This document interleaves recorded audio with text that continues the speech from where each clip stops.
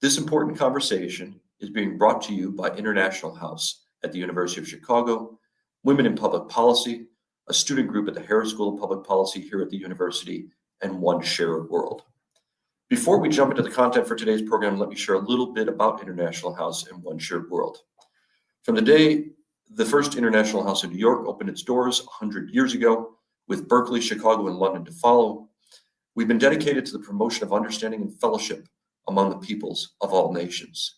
Through our programming and communities, we work to promote cross-cultural understanding, mutual respect, and friendship among international students, scholars, and the global community. That mission is made manifest through programs like today's, and that mission guides the work of the 15 other international houses around the world. While One Shared World is 96 years younger than the oldest of the international houses, its mission is in fundamental alignment with iHouses. One Shared World was founded in the early days of the pandemic as a community of thousands of people from around the world coming together to address the mismatch between the global challenges we face and the predominantly national way that we organize to address them. These challenges are broader than deadly pathogens. They include climate change, ecosystem destruction, weapons of mass destruction, and global underdevelopment. The virus made it clear that we are interdependent. Each person's security and well-being resides in every other person and in our common ecosystem, and we must work together and help each other. That help is not charity. It is one of the best investments we can make in helping ourselves. To learn more about the work of iHouses and One Shared World, please check out our websites that you will find scrolling on screen and dropped into the chat throughout the program. Now to our program. We're very excited to welcome today Professor Aruna Roy, Professor Navin Kumar, and I want to remind everybody that following the conversation between Professor Roy and Professor Kumar, there will be a Q&A part to this program, so please drop your questions in the chat throughout the program. Now I want to turn the floor over to Vartika Singh, one of our fantastic International House fellows and interns, to introduce herself and to introduce our speakers. Thank you very much. Thank you so much. I'm Vartika. I'm an iHouse fellow and an intern. I also represent Women in Public Policy, which is a Harris student organization. And I'm presently pursuing MA in Public Policy from University of Chicago. I've had a profound career of 14 years in India in the public finance and banking sector.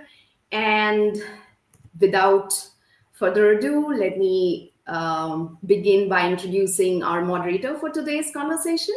Navin Kumar is an assistant instructional professor at the Harris School of Public Policy, University of Chicago. He was raised in Mumbai and educated at the Delhi School of Economics before getting his PhD at Boston College. He works in crime and public policy, but has extensive training in the economics of development. Moving on, our guest speaker for today is Professor Aruna Roy. She is a socio-political activist and co-founder of the Mazdoor Kisan Shakti Sangathan, MKSS, and of the School for Democracy. She was in the Indian Administrative Service from 1968 to 1975 and resigned to work with the marginalized and underprivileged in rural Rajasthan. She is President Emeritus of National Federation of Indian Women. As member of the National Advisory Council, she played a crucial role in the passage of national legislations for the right to information and the right to employment law under Manrega in 2005. She published a book chronicling the history of the right to information movement in India titled The RTI Story.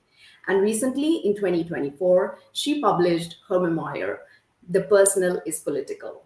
She was awarded the Raman Magsaysay Award in 2000, Nani Palkiwala Award, and the Lal Bahadur Shastri National Award for Excellence in Public Administration, Academia, and Management in 2010, and listed as one of the 100 most influential people in the world by the Time magazine in 2011. In 2017, the Times of India listed her as one of the 11 human rights activists whose life mission is to provide others with a dignified life. She was also named among BBC's 100 Women of the Year 2024. and the list goes on and on and on. So let us begin the conversation. Over to you, Professor Navin.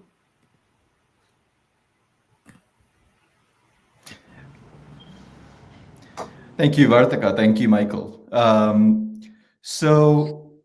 Aruna. Hi, hello, Navin. So I wanted to start with the question you've probably gotten asked a lot, but for the benefit of our viewers. So for those of you who don't know, the Indian Administrative Services is India's civil service. It is very difficult to get into. About 500,000 people take the exam, 800 people clear. And Professor Roy was one of those very few people, and at the time, one of the very few women who had done so. So it's difficult. It's also extremely prestigious. It's a position. It leads to you being placed in positions of power. If I change, and it will be problematic. So the first question I have, Professor Roy, is, and you've probably heard this a lot, but why did you leave? Was there some event that caused you to leave, or was it just like a slow disillusionment, or something else, some other priority came up? You know, this question is the bane of my life, because everywhere I go, it's almost always the first question that's asked. But let me tell you that power to do good is also the power to do evil. The power to do good is also the power not to do anything at all. And I think in the civil service, the 7 years that I spent with a lot of idealism made me realize that power is also a career. For many people, the civil service is a career to accumulate more power. Power itself is a very separate and huge issue that sometimes we should all discuss. And actually, what is power? Where does it reside? And in a democracy, what is the power of the individual, if the people, the poor, who all have a vote, who are given all kinds of assurances, but never seem to see the light of day? If I'd stayed on in the service, it would have been infighting, probably not leading anywhere. So I just decided that I'll leave the service. And leaving the service for another job made no sense to me, because they were all in the larger paradigm of accepting power related to money, to status, and defining worth with money and with privileges. And I wanted to live a life where I worked with the less privileged and wanted to see India through their eyes. So it made no sense. So I left it and went to rural Rajasthan and began a new life, which has been very fulfilling, very exciting, and in many ways made my life worth it. So I think it was a good choice. And as a woman, even in the civil service, I had to contest and contend with male patriarchy, all kinds of issues. So it's not as if for a woman, if you step into conventional path, it's an easy path. It isn't either. So for many reasons, my life thereafter has been looking at how we can distribute power, we can access power, and realize the constitutional values that have been given to us since 1950 by the Constitution of India, chaired by Dr. Ambedkar and many others, and also reach the last person Gandhi had so much talked about. Thank you. I absolutely agree that it was good for many, many people that you left. After you left, you joined the Barefoot College, and a couple of years after that, you created the MKSS. So can you just describe to us briefly what prompted you to do that and what the MKSS represents? So what does it do? What does it stand for? Okay, very briefly, and because we have very little time, I'm going to go into the briefest of descriptions. Because Mahatma Gandhi, when he talked of public action, used 3 words. He used seva, which is service. He used nirman, which is creative work or development. And the third word he used was struggle. He said all these 3 aspects of public work which have equal value. So if you look at my life, the IAS was service. It's called the Indian Administrative Service. Then when I went to Barefoot College, it was understanding about development and also going through a very rigorous process of deschooling myself, because I lived without drinking water, being piped, without all those facilities.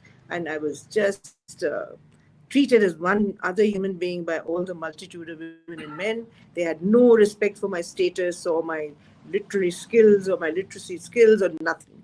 And I landed there and I realized what it was to be a common Indian. I also unlearned many of the preconceptions we had. We always go in thinking we have to give something. I'm afraid that is a completely screwed up idea. You go there to learn giving and taking, more taking than giving actually. And because I've been able to write books and think it's so much because of what they gain in terms of learning. And we are equally intelligent people. Only one group has had all opportunities and the other has had none for the literate world. But in terms of thinking, they are very, very smart people. And I learned a lot from them. Yeah. And so that was your So experience with from the there, Barefoot College. from having had the 9 years, I realized that it was important to say that now look, you prepare all these extremely good development plans, and ultimately the control over those development institutions such as the panchayat, institutions such as the elite in villages, were very difficult to displace today, caste elite, financial money elite. You have all these elite and they take over the power. So how do you establish your right for democratic power? So then Mazdoor Kisan Shakti Sangathan, or MKSS, was born out of an understanding that people have to look at democracy as participatory democracy, claim their share in making policy, in defining outreach programs, and exercising their voice in every step of the way, and to understand that their panchayat actually links to the national parliament and that they have a stake in the national parliament, in the local panchayat, in the state assembly, and in every step on the way. And that became the mission or the idea of the I don't know, objective or of the dream of the MKSS. Right. So we went there, and Nikhil, Shankar, and I were 3 people who went there, and we managed to get together hundreds of people, and we shared everything, and we created concepts. So the concept of right to information was not Aruna, it was not Nikhil, who's got studied in the US, or Shankar, who's worked for years with various issues. It was the people who said, if we don't have transparency, our lives are ruined. So we need transparency. So for them, it was a simple truth. And that truth became a huge entitlement and a law which has benefited millions of people in India today. So that's the growth. They're based in possibilities of action because they don't want anything that doesn't work. It's also based on concepts that they understand as principles really of truth, if you like, which are beyond politics. So it was a wonderful experience, and we now belong, the Mazdoor Kisan Shakti Sangathan is a non-party political organization. We are not not member of any political party, but we are political activists because we feel democracy makes us all political. It gives us a vote and then demands that we exercise that vote, and in exercising the vote, we demand information, accountability, and delivery. Right. So one part of your book that, as we're talking about accountability, that really struck out for me is Shankar going to the district office and taking down by pencil all the records of payment. So this was, if I recall correctly, payment for work done by the villagers, and they had been underpaid. And so Shankar goes down and takes down all the records by hand, by pencil, comes to everyone and recites aloud names of people who are dead but are inexplicably on the payroll. So can you give us like other such examples of the MKSS working for that kind of transparency early in its career? You see, when I went to Barefoot College, I met a woman called Northi. And Northi was a fantastic educator. She is my guru. She and I have grown old together. And in my encounter with her, I realized that they know what they want. It's just that they don't have access to it. When I went there, she said to me, look, I know what I want. Just get me to a position where I can make my comments and get heard. So she mobilized. I just had to tell her that we had something called the minimum wage. And she mobilized 500 women, broke the panchayat nexus. She changed the development organization. So all you need is information. Just information is huge power, and they are kept from it. So I realized that. So when Shankar and I, Nikhil, went there, we knew that it was one of the issues we should struggle for. We didn't have a concept of the Information Act, but we did absolutely know that information is withheld from people because it's power, and that it's important for all of us to understand that. Otherwise, we are not going to be able to struggle in our area. So, and how do you get this information?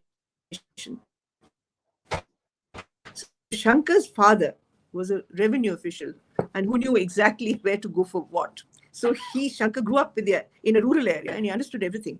So when we went to the National Academy of Administration to give lectures, and a person called Harsh Mandar and a person called N.K. Saxena, all of them got convinced that transparency was important for people to get what they said need in terms of delivery of government programs.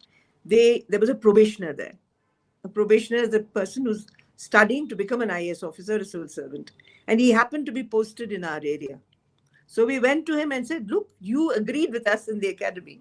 Now show us the records. So he was flummoxed. He said, I can't. So we said, you have to. It's then that Shankar went and copied all those records. And there was complete chaos because there were so many untruths in those statements. And when we went back to the people for verification. We asked them, is it true or not? Do you believe in this? Is it correct? And huge amounts of corruption came in. And as the end of it, we've had a public hearing, which we called a Jan Sunwai. And the Jan Sunwai was absolutely fantastic. And amazing kinds of corruption. And I'll tell you one thing that I think this is a book in which you have the details of the RTI, all the various issues. And in Personalist Political, there may be a reference to one or two. And actually in a place called Janavati, it was absolute history in Rajasthan. They did more than 100 lakhs, which is 1 crore embezzlement. And they built a veterinary hospital on paper. When we went there, they said, when they got to know that we were doing the inquiry, they quickly built another veterinary hospital.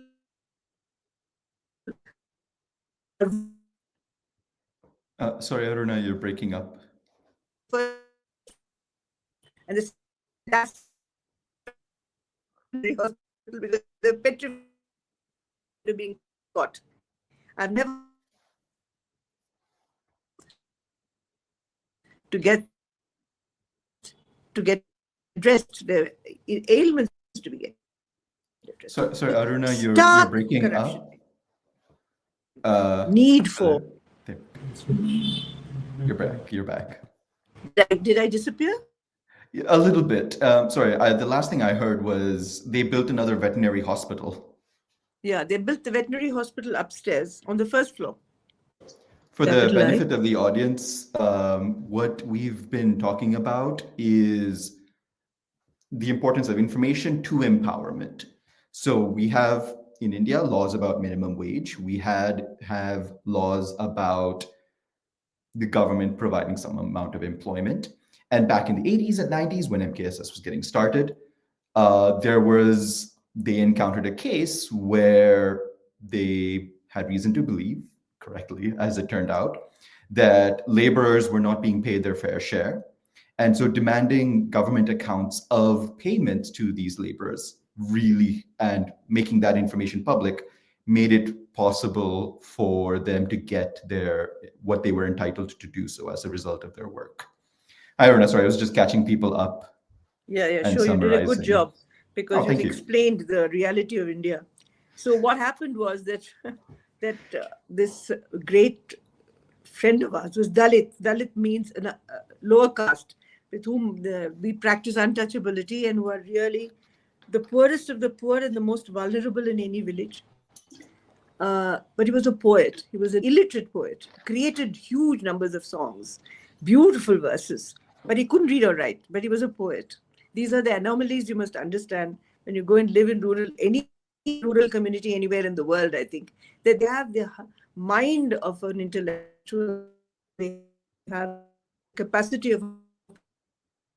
they have the enormous thinking capacity of a philosopher, but it's only that they do not have the written word, and we dismiss them. And it's just a terrible act that we do, because illiteracy is not literacy is not education. That's one fundamental concept that we've all got with us. So though this, our great friend, he created this beautiful song, and that song said, in 2 lines, because we had no social media then, the song went viral after all these public hearings. He said, these are all chores, they are thieves. And he said that the thieves of yore used to shoot us simply with a gun. The thieves of today kill us with their pen. So we have to get out the records. If you don't get out the records, we are all decimated and killed. So this extraordinary power of his poetry reached so many thousands of people, and the campaign grew rapidly. Also because of these public hearings, we kept taking out information and exposing the fraud and the corruption of people. Yeah, so I'm reading the book. I'm struck by just how frequently song comes up in the book as a means of like communicating to people, but also as a means of bonding people together. You talk about like singing with people in the villages in Dunoli and in everywhere you go. So I was just wondering if you could speak a little bit about like the role that song and perhaps more broadly art plays in activism and empowerment. I'll just go back to my women now a bit, because after all, this whole discussion is mainly about, or partly about, women's mobilization. They have been my most important teachers. So, and they taught me some critically important things. The first thing is that communication is not just the word. It is through multiple ways. And we women understand that instinctively. Then somebody is crying, we just don't leave them alone and go off. We just go and put a hand around them. We want to know what's happened, what's upsetting you. It begins like with those gestures. And they sing for everything in Rajasthan. They sing when they reap, they sing when they harvest, they sing for, when the rain doesn't come, they sing songs when the rain comes. So it comes naturally to them, and it's collective singing. It's not the kind of single singing that one voice is wonderful, so let's hear to it, there's an audience. Not that kind of singing at all. It's collective singing, everybody taking part in it, everyone feeling energized in it. So in that community of people who sing for everything, it was but natural that our message should seek out songs. So it's these songs that we sought out, and there were many very beautiful songs that we sang. I can't sing them now because we don't have time, but these wonderful songs, and the best communicators, in fact, even more powerful than your social media many times, because they invoke the emotion in a personal manner, but most of them are not there to provoke your anger or your hatred.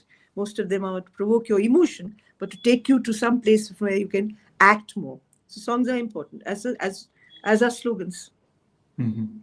So speaking on the women you've met during your work, so you've talked about how there are differences between what they're concerned with and perhaps the global feminist discourse more broadly, for the want of a better term. And so I was wondering if you could sort of speak to that, about the gap between sort of the opinions and lives of the women that you met on a day-to-day by day basis and the discourse more broadly, and how to bridge that gap. So women, we are. Yeah, I'll give you an example. We are holistic creatures, we just don't think of. And I think one of the big, in my time, feminism was very bothered about how we are so fragmented. We think of ourselves as a human being. Oh, there's a stereotype you fight with because you're not shaped in the proper manner, you're not the right color, you can't wear the right dress, you can't do this and you can't do that, and you must fit yourself to fit the male perception of yourself. Apart from that, even in work, you have to fight to claim your right as a woman to decide multiple things. So when you work with women, you work everywhere. You just don't say, I've come to work for wages, that's it, and I'm going home. It can't be. Because the moment you talk about the wage, like I talked with Northi, I just had to tell her there is a minimum wage. And Northi, a Dalit woman, fantastic woman, she's still my friend. She's very old. She's as old as I am. Not very old.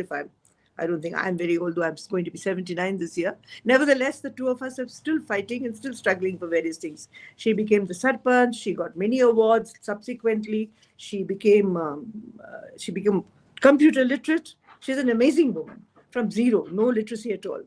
So Northi, when I first introduced her to the concept of the wage, she organized people and fought for wages and went to the Supreme Court and won her case. And because of her, the whole of Rajasthan, the minimum wage was secured under a specific act called the Famine Relief Code. Certain sections were struck off. So, from being a woman, she was able to impact legal tools.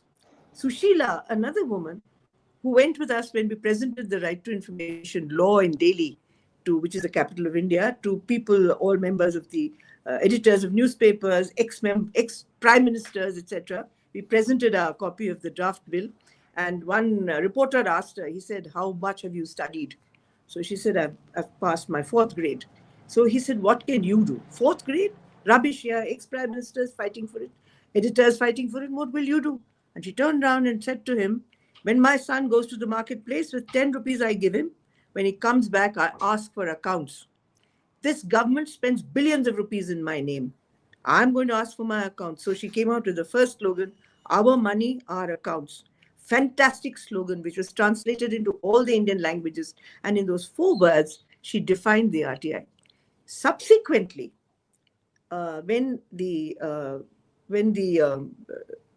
just one second.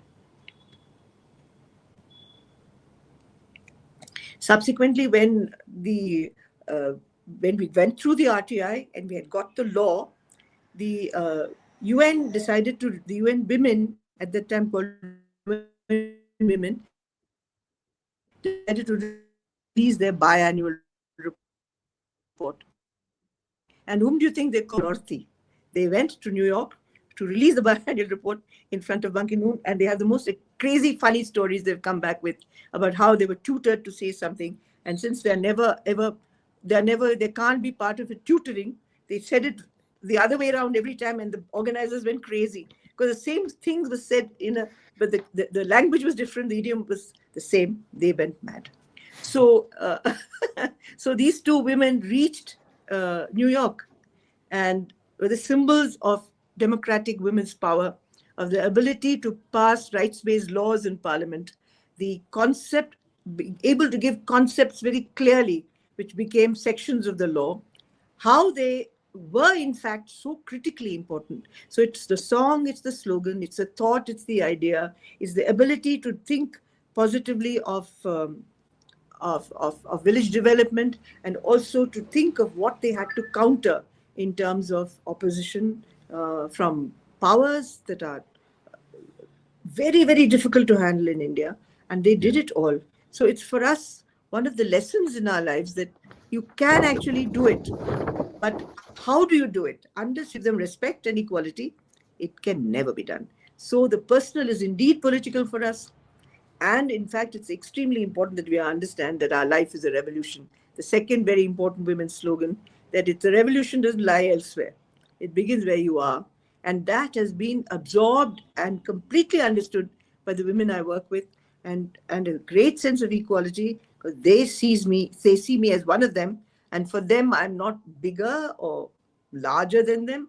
I'm one of them. They see my role and they make sure that I fulfill that role for them. So I'm curious, what is your role in all this as opposed to their role or is there a distinction? Yeah, I do have a role, and my role is that of an amplifier. Also as a person who can understand and relate their experience to some kind of theoretical structure, understand the words that they'll have to use to make their position more quickly understood by the powers that be, also to educate them. I also have an educational role about what is modern parliament, what is the modern role of political parties, why do you vote for them, what is each political party's social, economic and political agenda. I play an important role. Also because I go with them in support so that the ones who are privileged will give them more space to talk. So I create the space so that they can articulate. It's a very important role. And that's why we are now being the present government, and every past government as well, but the present government as well, doesn't like us because we are the ones who facilitate them to talk truth to power. And they are not then one bit overpowered by status. So they go and speak to people in power just as they would speak to their neighbor, and they can't take it. So this what they see as subservient subjects suddenly become citizens, and they just cannot take it. But that little gap of facilitation is done by people like us who know the city better. Right. Well, congratulations on being hated by everyone. I think that's a good sign of success if you're doing any amount of activism.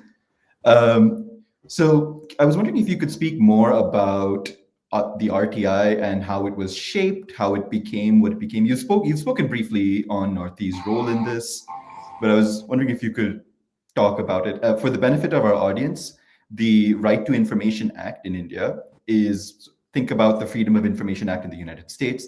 So this is a guarantee that citizens have access to information that is being generated, access to government records. And it was created, it previously didn't exist. And from my understanding, previously secrecy was the norm until all of this fighting resulted in transparency in government. And so I was wondering if you could speak to how that was shaped, both by... Sure. The right to information was actually, it began, like I said, with Sushila and Northi, people asking for their wages and asking for simple things like that. But very soon, numbers of different groups joined, and they felt that it was a universal demand. Because the doctors wanted information, the women wanted information, the Dalits wanted information, researchers wanted information, even government servants wanted information. And even corporate bodies wanted information.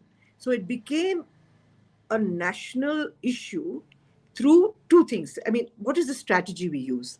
First and basically, and the most important, is the struggle. Because without the struggle, you don't define what is absolutely the principles on which you want to fight. So the struggle defines the principles, and it has the guts to take it to the street. And we say the struggle takes it to the street, because the street is our parliament, the street is our policy room, the street is our studio, because from there we dispense information. But after the struggle, what? You realize that you need a campaign that will take up these issues and take it to every part of India, because we're a huge country, and also make it a part of a legal demand, which rural poor cannot do. So while they define the essential non-negotiables of the law, they can't write down or do a part of the law, a section, that is impossible for them. So the entitlement in terms of law and its legalese requires a special group. So we went from the village to the Press Council of India, which was with Justice Sawant as the chair, through the national media joining us. So the national media joined us in our struggle. So all the journalists were part of the struggle. They don't only merely reported on it. So they said, this is our issue. So we want to go and we want to join the struggle. So they did. And in having done that, they took the issue to, every space that we had. And then we did a long yatra, which is so typical of India. We did this yatra. We went from place to place, from state to state, meeting people who were interested, journalists, some were lawyers, some were students, some were campaigners like the National Federation of Indian Women, of which I was the chair at that time. All the women got involved in hundreds of thousands. So we went running all over the country, staging small protests, and then the campaign became large and it became a movement. Then after that, I didn't know how it engineered itself. It became automatic engineering. So when we sat and demanded the law, it was a huge part of the political debate of India. No political party could ignore this demand, because we said corruption and misgovernance is because of lack of transparency. So if you do not give us transparency, you're all corrupt. So the one thing that you will have to do is give us transparency. So every political party was caught at the cleft end of a stick. If it didn't give transparency, we would say that it's a corrupt party. Now, if they gave it to us, then they were terrified of what would come out. But eventually, what did happen was our law, it's a long history, I won't go through it. The states passed the law first. The national law, there was a very bad law passed in 2000 by the previous governments.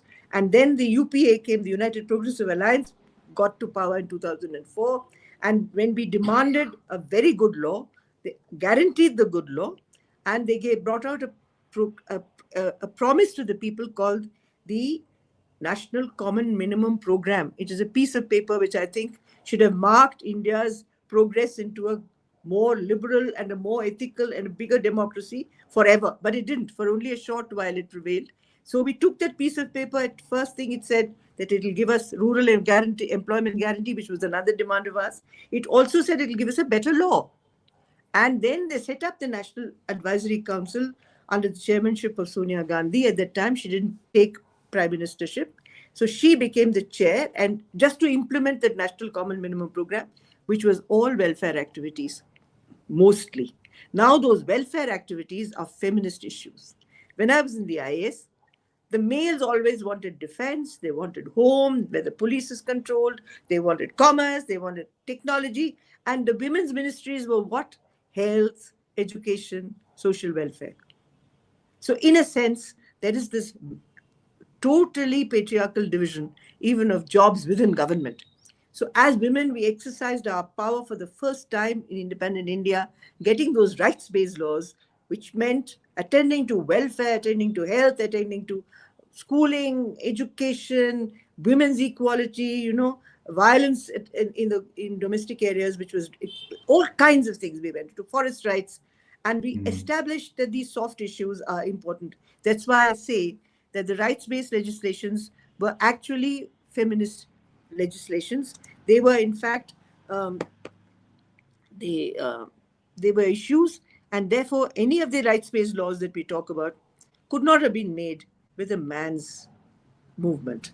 It had to be a mixed movement in which was a dominance of women at the lowest levels. Though, mind you, at the drafting of the law, there were very few women.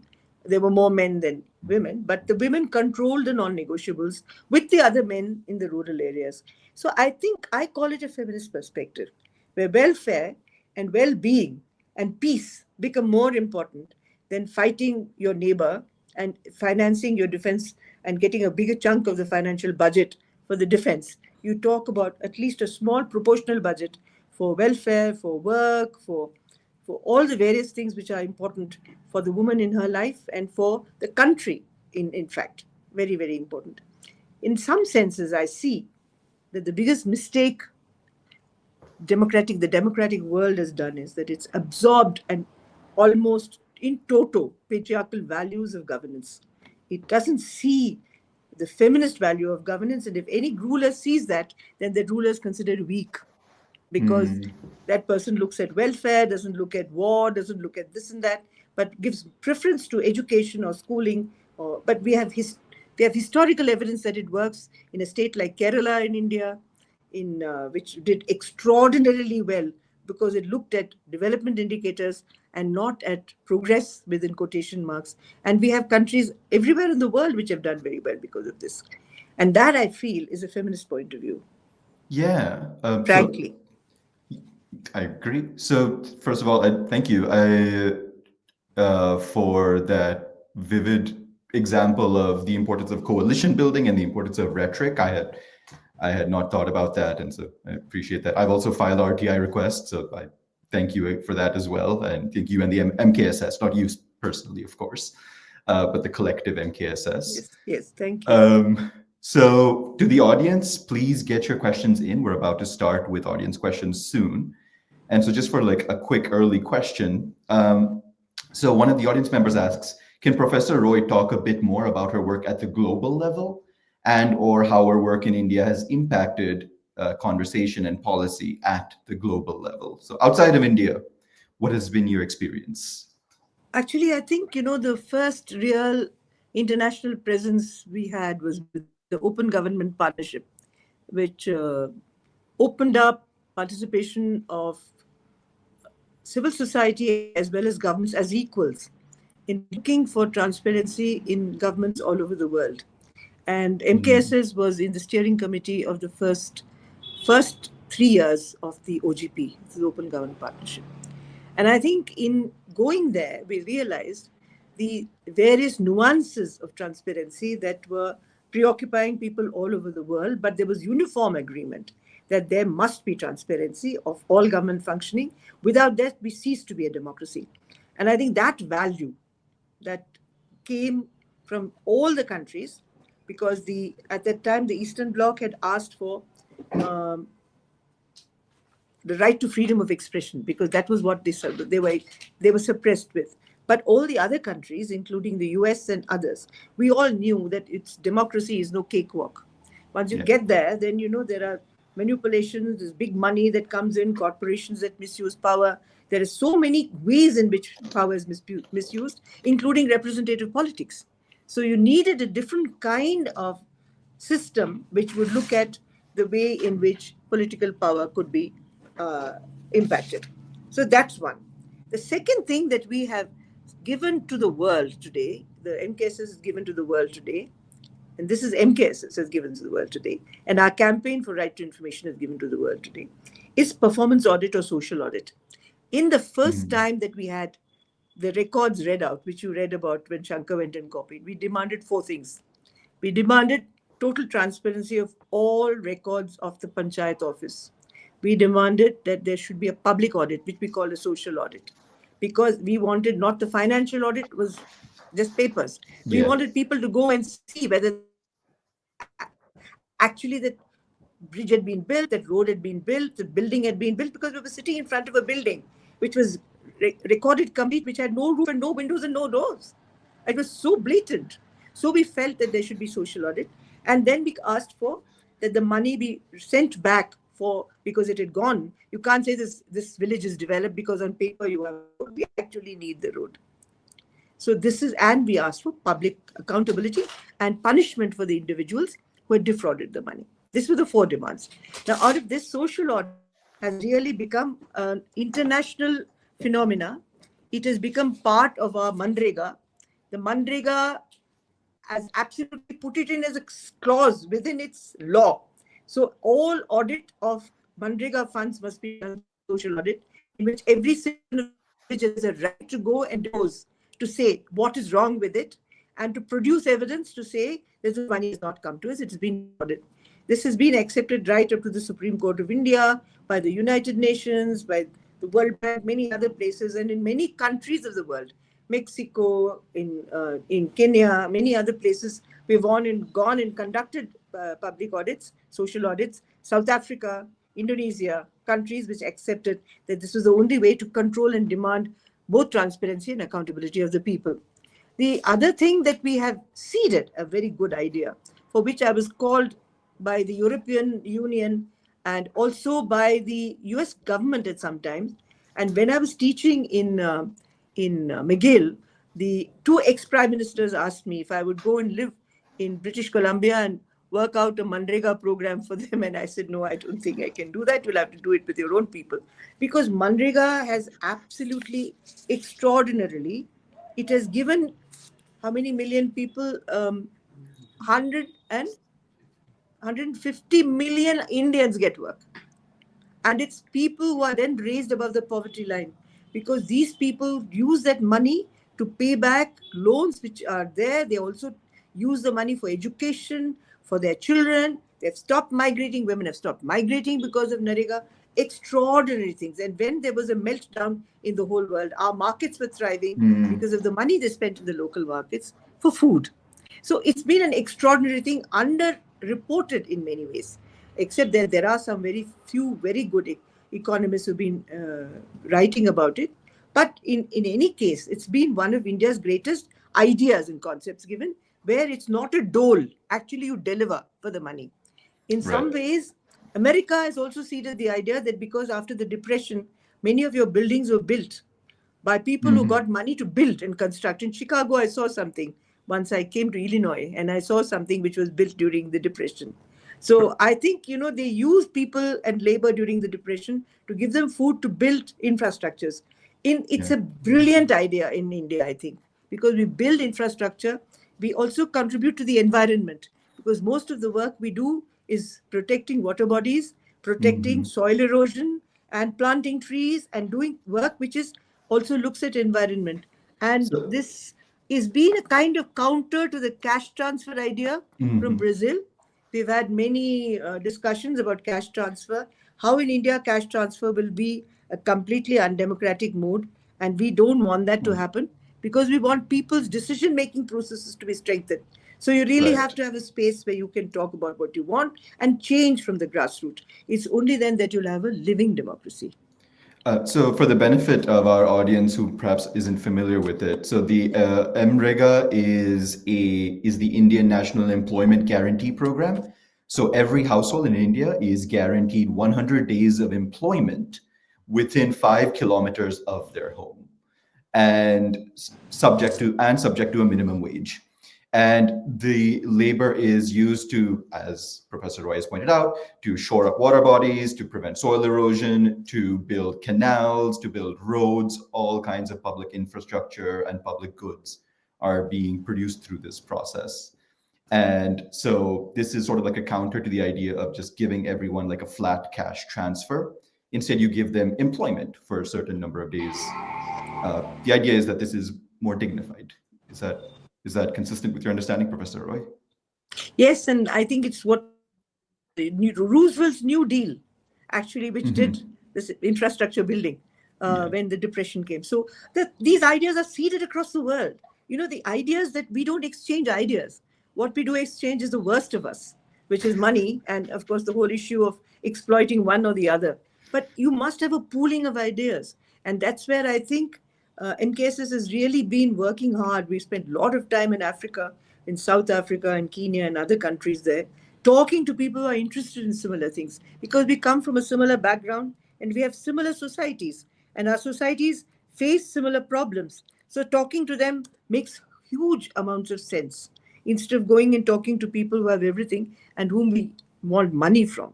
Actually, you go and talk to people who are in the same condition and many things happen. And it's been amazing, because even with the right to information law, the South African law is such a wonderful law. And at one time, India's law was rated the second. But now there is a huge threat to the Indian law. So as someone who has worked extensively on social audits and citizen participation, what do you think is the most effective way for governments to make policymaking more participatory and accountable? We argued, and we wanted it called the pre-legislative process. There we came up against great deal of vested interest amongst the bureaucrats and some politicians, because they saw the RTI and they felt that all their impunity was being threatened, that they could not do what they wanted to do, and they had to answer questions, and so they wanted to resist anything. In the pre-legislative process, we said the first thing you must do is the intent or the principles of a law or a policy you want to frame should be in the public domain. And you must invite people from all over the country, not only to react and respond to what you say on the internet or on the what do you call this? Online, but you must actually bring those instruments to people, because we have 22 languages. So you just can't put it up in Hindi and English and say everybody understands. Nobody does. So you have regional meetings. You take this policy design to people or the principles to people and discuss it. If they approve whatever suggestions they make, recommendations they make, they want changes, absorb them all and put whatever is your final draft back for us to see. And if then you invite comments, and then you invite constructive comments, you invite negative comments, you invite all comments. After that, you appoint a group of people who are not only government servants, but who are people who are specialized in the process and a part of the community which will get affected by it, to sit down and finally decide what the law will be. And RTI was done like this, actually. So it's not impossible. Manrega was also done like that. So it was not as if they were impossible tasks for people, for government. But vested interest has really dug its heels in. And now today in India, we are not consulted about anything. We are not even on the periphery of lawmaking. We only face the consequences of the laws, but we are not part of any process at all now in India. And the world over, power is concentrating more and more in centralized domains, and people want no decentralization of power, no decentralization of decision making. The concept of a federation is a threat in India and in other countries as well. We want one single government sitting in one small part of a very large country to decide for everybody. And we have all kinds of battles. The latest battle in India is, of course, the digital Digital Protection Act, but it's also the language issue. So now we're saying everybody has to read and write in Hindi, and many people have dug their heels and say they just simply won't. They'd rather secede from India than use Hindi. So this is the chaos that's come because the federation has ceased to be. And because of that, our lawmaking process has also undergone a severe threat from the government. And they see us, therefore, that's why they want to finish us off by calling us nationals or calling us nationals or calling us all those kinds of things, to put fear of God that whatever we might say will be an anti-government, but anti the state. But we argue that we are not anti the state. We believe in the Constitution of India. We believe in India as an entity. All that we are saying is that the government should not do this. And the government cannot abrogate to itself all the rights of the state. It's only there for 5 years. After that, it goes. The Constitution is there as a document forever. So you can't violate the Constitution and the constitutional norms. So those discussions and arguments are still alive and ongoing. Yeah. Right. So one of the things I appreciate about NKSS is its role in protesting, in pushing against government actions or pushing for government actions. So as someone who's been a part of a lot of these protests, what do you think makes for like an effective protest as opposed to maybe like a not that effective protest? What do you think is the key? But there's no formula really, but I think there are certain principles which you can follow. Firstly, I think there must be work at the lowest possible levels where people are. They must understand. Again, it's gone off. Hello? Can you hear me? Did I go off? So no. We can hear you. Understand. Okay. People must understand. People who are to be affected by any condition should understand what it is. Then they will stay with you forever. But if you just go and talk to them, as most politicians do in most countries, and just give them a line, that doesn't work. They will stay, they contribute from their meager resources. They contribute money, little bits of money, but which are actually like billions of rupees, because of the fact, if you take it as a sort of a percentage of what they have, it's enormous amounts of money to sustain the struggle. They come there, they sit there, and they understand that the personal is political. They understand that their demand is the demand authenticated and promoted by the Constitution of India. They realize that that right has to be seceded by the state or the government at some level. They also understand that there will be a problem because the tenaciousness of the state and if the use of strike by the state is enormous. So one has to sit it out.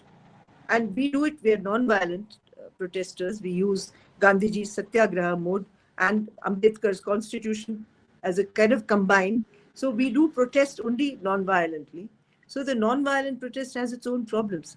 So therefore we do, but we also keep on, as I said, after the struggle, we have advocacy. And the advocacy means going and speaking to respective people in the government, whether it's a politician or a government servant, convincing them about how important this law is or how crucial it is to the well-being of your figures that you want to promote, of the law being, if anything, being implemented at the grassroots level. If you want any kind of veracity or ethics in your functioning, you need this kind of thing. Some of them contribute, or not all people are evil. So even in government which we struggle against, there are good people who probably want the same ends, but are incapable of coming out and protesting, who give space to at least to listen and to take things further.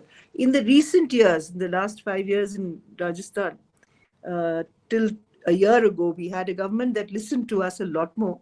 And we had a real dialogue with the government over numbers of issues.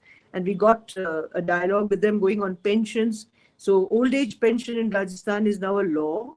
For the first time in India, there's a pension law. There is a health law for the first time in India.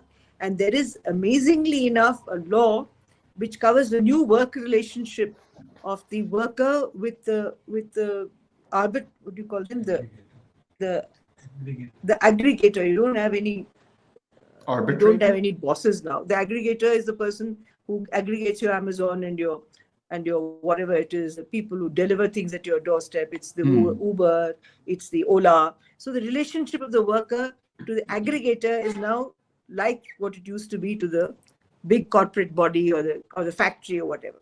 So we decided that there should be a new law which should really look at it, and we called it the gig workers law. And that law, government has to provide a platform, and where the aggregator has to take the responsibility and the obligation to put a certain percentage of money, and they take a small amount from the worker, the driver, whoever it is who's the aggregator, and that becomes a fund for health coverage, for insurance, for two very important things. Because if they die on the road, there's no one to cover them for health and for life. So for these things, we thought it would be very important. The Rajasthan government has passed it. 2 more governments are looking at the law to pass it. There is a lot of support from some of the political parties and none from many others. So, and the corporate body is extremely agitated because they don't want to spare that 1.01% of their profits with the worker, who is in such a dismal state now. Yeah. So as a final question, and we'll try and keep this quick since we're almost out of time. So for students who are engaged in policy studies, who are engaged in government, what advice do you have for them in translating their knowledge into actual real world impact? See, the first thing is the knowledge that we get is useful, but in a very limited way.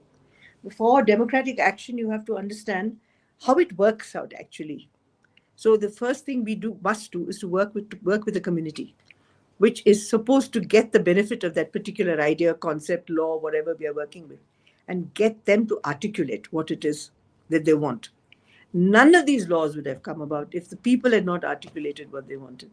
In village after village after village after village where I went, the 2 issues of corruption, 2 issues of discussion, corruption and no work. Unemployment and corruption were the dominant preoccupations. From that came 2 important laws, the Right to Information Law and the Manrega. So everybody thinks that it's been defined by a group of people. It has been defined by the community and the people. That's why even today, though the political party in power would like to kill these 2 acts, it's very nervous because touching it means touching millions of people who are benefiting from these laws. And what will be the result of that kind of denial of a right already enjoyed is too horrifying for them, even for them to imagine. So I would say go to the community, test your idea first with the community, and have humility, like I had to learn humility, to know that you can be wrong, that an idea can be wrong, that what we today call ideation by a very high-powered team may be the most hollow of things. So you have to go back to the people to get it mandated. Some of our ideas, of course, fantastic, but there are many other ideas which simply don't have, which people give you. Yeah, thank you. I think be humble and listen to people is great advice. Thank you so much for this conversation. I've learned a lot and you've given us a lot to think about. And thank you all for listening to us and for all the questions. So we are wrapping up now. Thank you to Shagun and Michael and Vartika for organizing this. And thank you, Professor Roy, for talking to us. Thank you, everybody. And thanks for bridging this huge gap in distance, notwithstanding the small hiccups we had with our internet failing here. And thank you very much for listening to me. Thank you.